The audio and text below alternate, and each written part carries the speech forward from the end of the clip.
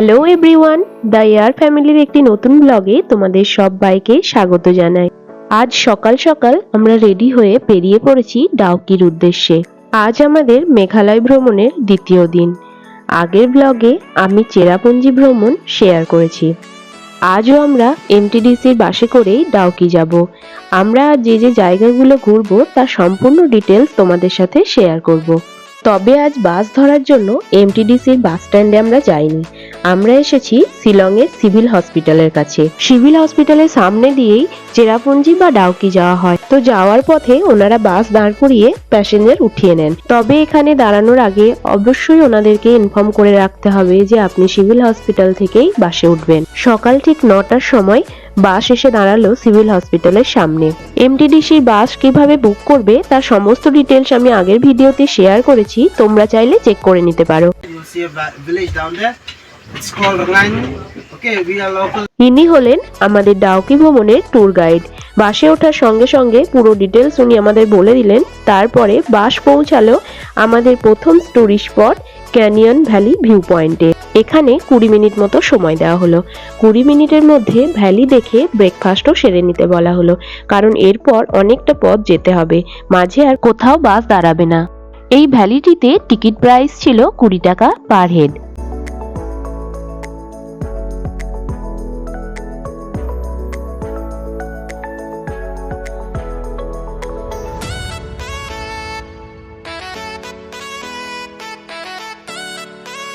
Valley দেখে ঝটপট breakfast সেরে চলে এলাম বাসে।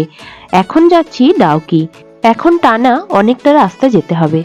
রাস্তার দুই ধারে পাথর ভাঙার কাজ চলছে, আর তার জন্য রাস্তার অবস্থা হয়েছে সাংঘাতিক।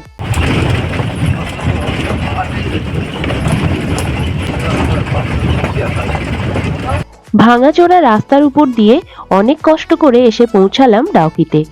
এখানে এসে আর এক অবস্থা। প্রায় 2 ঘন্টা ধরে বাসের মধ্যে বসে আছি। রাস্তার কাজ চলার জন্য এই বড় বড় ট্রাকগুলো পার হচ্ছে, আর রাস্তা জ্যাম হয়ে যাচ্ছে। ডাউকি রিভারের উপরে যে হ্যাঙ্গিং ব্রিজটা দেখা যায়, সেই হ্যাঙ্গিং ব্রিজটার সামনেই আমাদের বাস দাঁড়িয়ে আছে। শুধু আমাদের বাস না, ওই দিন যে সমস্ত বাস বা প্রাইভেট গাড়ি এসেছিল সবাই একই রকম ভাবেই দাঁড়িয়ে আছে।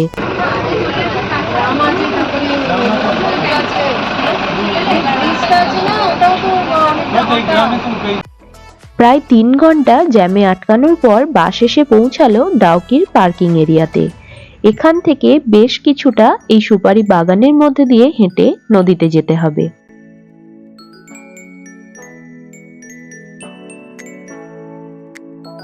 আমরা এখন নদীতে পৌঁছে গিয়েছি, আর সামনেই রয়েছে বাংলাদেশের border.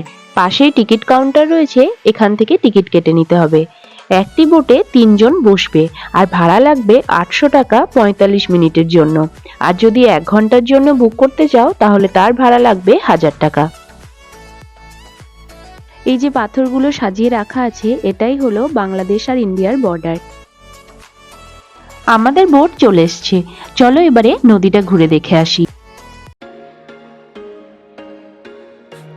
Once a day that I would pray for you, I'd go and misbehave just so you'd notice too. Sneaking looks up and down from across the room. Damn, what a hell of a view. I feel good, you look great, I like you, I can't wait. A first time, a first date, you're so fine, I'm so late. You sip wine, I drink straight, don't waste time to my place. I feel my heart erase, so catch me if I fall.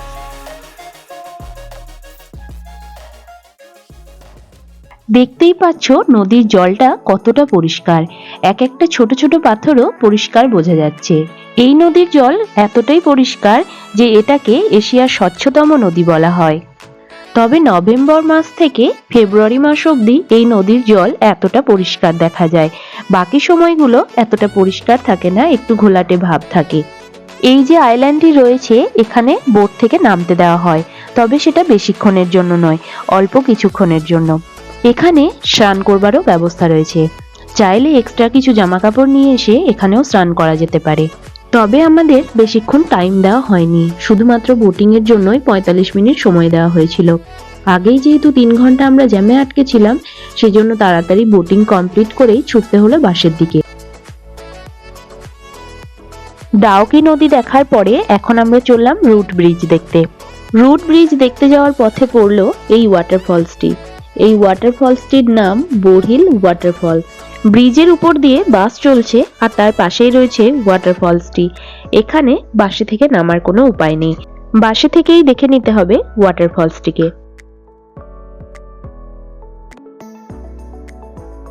পাশেই দেখো রয়েছে বাংলাদেশের border.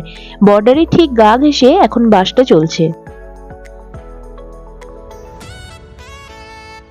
কিছুক্ষণ পরেই পৌঁছে গেলাম root ব্রিজের ওখানে।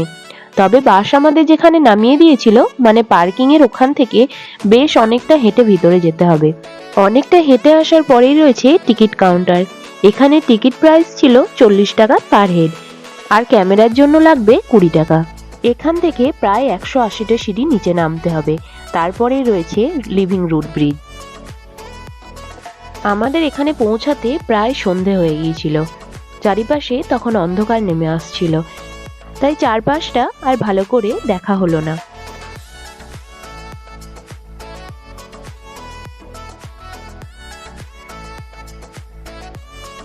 প্রথমে যখন নেমে গিয়েছিলাম তখন কিছু মনে হয়নি, তবে 180টা সিঁড়ি উপরে ওঠার পর অবস্থা কিন্তু খুব খারাপ হয়ে গেছিল। সবশেষে বাস এসে পৌঁছালো মাউলিলং ভিলেজে। তবে বাস এসে যখন পৌঁছালো তখন প্রায় রাত হয়ে গেছে, আর কিছুই দেখা যাচ্ছিল না এখানে এসে। তবুও কিছুটা এগিয়ে গেলাম গ্রামের ভিতরের দিকে। রাস্তার ধারে ছোট ছোট লাইট জ্বলছিল, তবে সেই লাইটের আলোতে সেরকম কিছুই দেখা যাচ্ছিল না। সেজন্য আবার কিছুটা গিয়েই ফিরে চলে এলাম। এই গ্রামটিতে আমাদের দুপুরে পৌঁছানোর কথা, আর এখানে পৌঁছেই লাঞ্চ করার কথা ছিল, কিন্তু ওখানে 3 ঘন্টা জ্যামে আটকে যাওয়ার ফলে এমন অবস্থা হয়ে গেল যে ঠিকমতো আজকে লাঞ্চও করা হলো না। এখানে খাবারের দোকানও বেশি ছিল না, তবে যেগুলোই ছিল সেগুলো রাত হয়ে যাওয়ার কারণে আর খাবারও ছিল না। তবে খাবারের দোকান ছাড়াও এখানে আরো রয়েছে ছোট ছোট দোকান, যেখানে অনেক রকমের শোপিস থেকে শুরু করে আরো নানান ধরনের জিনিস বিক্রি হচ্ছিল।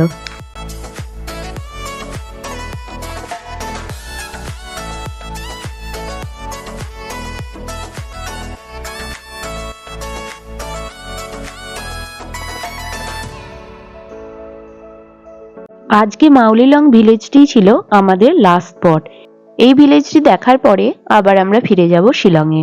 তো আজকের ব্লগ এই পর্যন্তই। দেখা হচ্ছে আবার একটি নতুন ব্লগে।